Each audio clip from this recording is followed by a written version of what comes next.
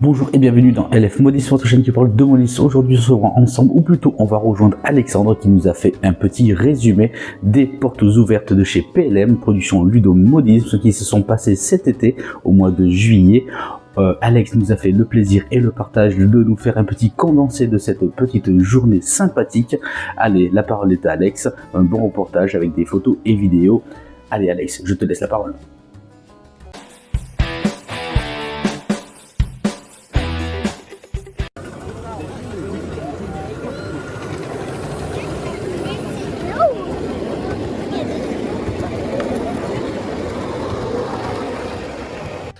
Bonjour Loïc, bonjour la communauté de LF Modélisme. Alors, comme vous le savez, le week-end du 22-23 juillet 2023 s'est tenu chez Ludovic Lomin, alias PLM Production Ludo Modélisme, des portes ouvertes. J'y suis allé le samedi, moi. Je suis arrivé aux alentours de 10h30. J'ai mangé le midi là-bas, sur place, et j'ai passé une bonne partie de l'après-midi. Voici un petit reportage photo, vidéo de cette journée. Les portes ouvertes se font sur 2 jours, donc le samedi et le dimanche. Donc je vous laisse apprécier les photos que j'ai faites, les vidéos. Je vous présente ce qui était présent. Donc le thème cette année, c'était la compagnie internationale des wagons-lits, la CIWL. Donc notamment l'Orient Express qui était mis à l'honneur. Il y avait plein de vitrines avec des modèles réduits d'Orient Express, donc la fameuse livrée bleu nuit qu'on connaît. Il y avait aussi la livrée blanche égyptienne, je crois, qui était présente. Et Ludovic avait dans ses vitrines, en plus du matériel roulant en modèle réduit, récupéré tout un tas d'objets qu'on trouve dans l'Orient Express. Les draps de bain qu'on a dans les douches, les assiettes et les couverts qu'on a dans les voitures restaurants.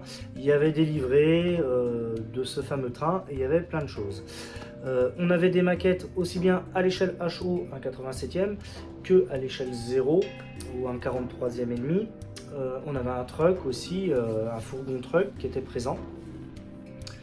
Donc voilà pour le thème de la porte ouverte. En plus de tout ce qu'il a d'exposé dans son jardin, parce qu'il a quand même pas mal de signaux ferroviaires, notamment des tableaux de vitesse, des tableaux d'indication de vitesse, les pancartes qu'on peut retrouver sur le bord de la route pour un PN, signaler un PN.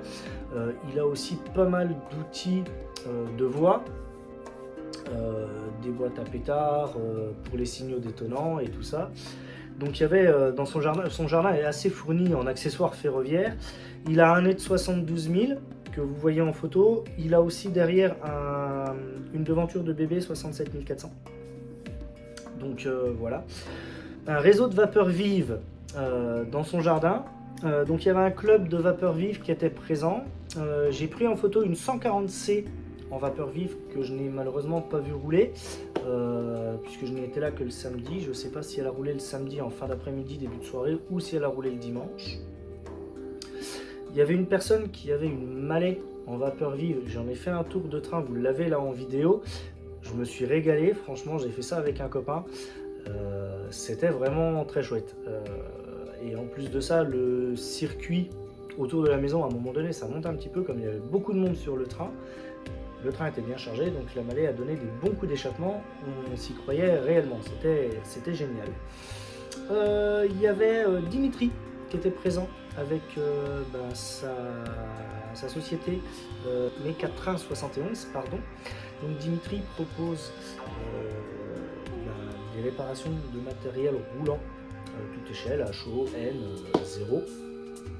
Il avait un stand aussi où il vendait du matériel ferroviaire, des wagons, des voitures voyageurs, des locomotives et des accessoires pour fournir le décor de votre réseau. C'était assez sympa.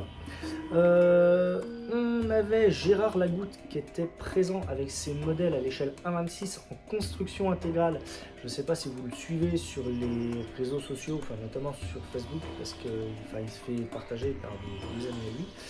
Donc il était présent avec une BB 12000 que j'ai filmée, la BB 12000 construction intégrale, digital sonorisé.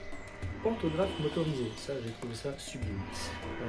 Et il lui a fait tirer après un train de trémie de 9 wagons, qui était assez impressionnant pour l'échelle à 26e.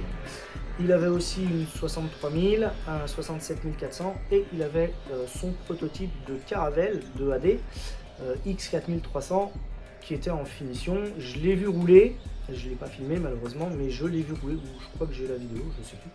Mais je l'ai vu rouler et franchement il est très prometteur. Les vitrages ne sont pas encore faits, il n'est pas fini totalement, mais il est déjà bien avancé et il est très beau.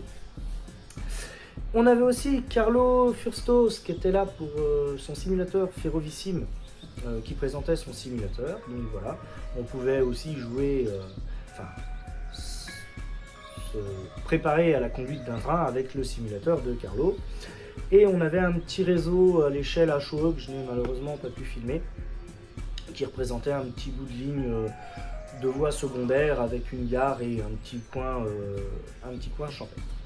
Donc voilà, franchement, la journée était sublime. Le midi, on a mangé des pizzas qui étaient faites sur place, qui étaient très bonnes. C'était une super journée.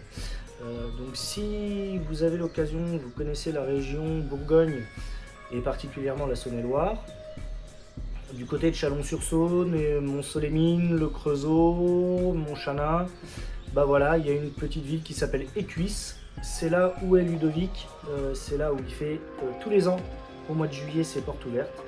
Si vous avez l'occasion de vous y arrêter par curiosité ou parce que vous êtes passionné, franchement allez-y, il fait un super boulot.